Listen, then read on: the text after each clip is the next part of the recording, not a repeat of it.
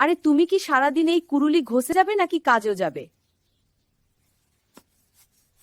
আরে গিন্নি, যাব আগে কিছু খেতে দাও, সারাদিন বাইরে থাকতে হবে।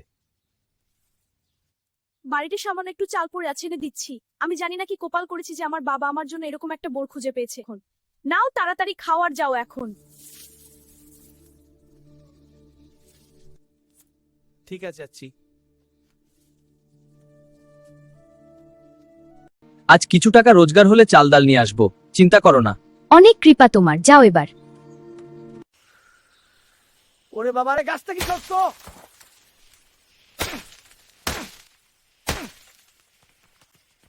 ও ভাই, কাঠ কত করে দাম?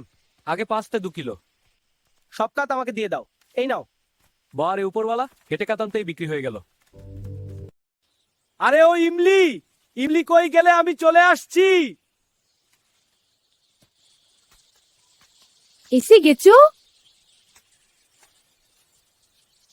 আই নাও টাকা, আজকে অনেক কাঠ বিক্রি হয়েছে। সত্যি? কত টাকা এনেছে? এই নাও পুরোটা। ধনকে অনেক বাজার করব আর ভালো ভালো খাবো আমরা। হ্যাঁ, খুব ভালো হবে।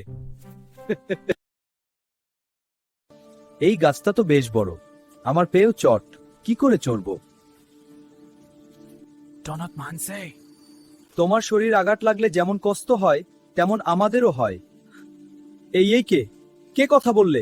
আমায় ভয় দেখাচ্ছ কেন? আমি সে যাকে তুমি কাটতে এসেছো। আমি বৃক্ষরাজ। বৃক্ষরাজ? হ্যাঁ আমি। এই যে কৌশবু উদ্ভিচিকে রাহাজ। তুমি কথা বলতে পারো? হে, বলতেও পারি, আর তোমার জীবনের সমস্যাটাও দেখতে পাই। আমার জীবনটা তো সমস্যাতেই ভরা। ধনী হচ্ছে জীবনের সব সমস্যার সমাধান। আমি তো আমার জন্মের পর থেকে শুধু দারিদ্রতাই দেখে আসছি। এই লাথিটা তোলো, আর 3বার যত পাতা আমার শাখার থেকে তুমি ভাঙবে, সেটা মাটিতে পড়ার সাথে সাথে সোনার হয়ে যাবে। কিন্তু মনে রাখো, 3বারের বেশি নয়, নয়তো এর ফল ভালো হবে না। তোমার ডালগুলো তো অনেক উঁচুতে, আমি কি গাছে চড়বো? না, মাটিতে দাঁড়িয়ে নিজে পরিশ্রম করে ভাঙবে, না হলে পরিণাম ভালো হবে না।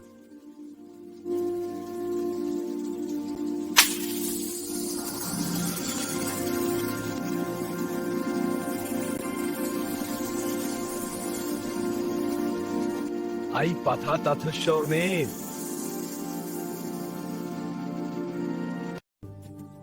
এসে গেছো?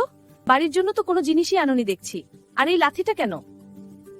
দেখো ইমলি, এই পাতাগুলো সোনা হয়ে গেছে। সোনা? কি করে দেখাচ্ছি? হ্যাঁ, আসল সোনা। আমাদের ভাগ্যবাদ লেগেছে। যদি আরো পাতা ভাঙতে তাহলে তো অনেক বেশি সোনা পেটে। বৃক্ষরাজ বলেছিল 3বারের বেশি নয়। আর একবার চেষ্টা করলেই তো হয়।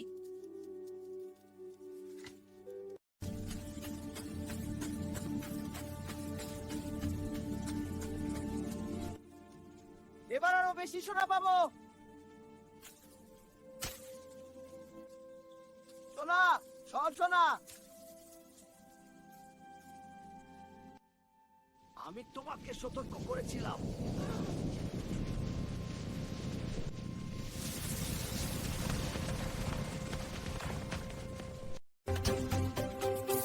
বাবা! Take that, you curse! No! লব মানুষের সব থেকে বড় বিপদ। আমি লব করে ভুল করেছি। পরিশ্রম করলে ভালো ফল পাওয়া যায়,